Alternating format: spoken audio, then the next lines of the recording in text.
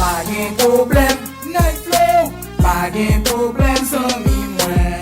Pa gen problem, si nou het mwen. Pa gen problem, pa gen problem, Night Flow. Pa gen problem, zami mwen. Pa gen problem, si nou het mwen. Pa gen problem.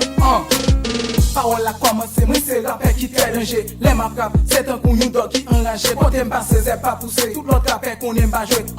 Sa son misyon map akomple, tan kon misyon Nasyon Zini. Chak beat, mizik sa, se tan kon yon album. Chak frap, lirik sa, se tan kon yon bisbol. Deje mkale, ken map gache, lè map gade mba ka pale. Gine ka fè rap babouzi, mwen fè rap pa boutik. Simbeka, mwen tap ge chans pou malere. Ten modi a tap pousse, yo tap sisman ekilibre. La pli tap kapap tombe, se pa mouvman, jwet si bebe, se pa ol rason pa kampe. Pa gen problem, Night Flow. Pa gen problem, zami mwen. Pa gen problem, si nou het mwen. Pa gen problem, pa gen problem, Night Flow. Pa gen problem, zami mwen. Pa gen problem, si nou het mwen. Pa gen problem. Pa gen problem, sou nek ta vle bif mwen. Sa pa bran problem, mim nan ta vle suiv mwen. Men rap kreyon mwen blase lide, m chache lide pou m karive. Lem te fe kon rappel, se pa konsam te kon chante. Parol mwen komplike, men bit nan vin chanje. M di nou sam se nego, kay mwen pa vin bay presyon. Je rem nan betalan, set sa manke enkadreman.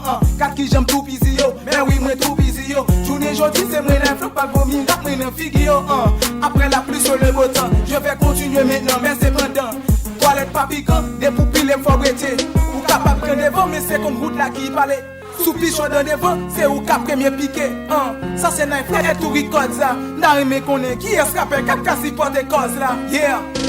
Pa gen problem, Night Flow. Pa gen problem, zami mwen. Pa gen problem, si nou het mwen.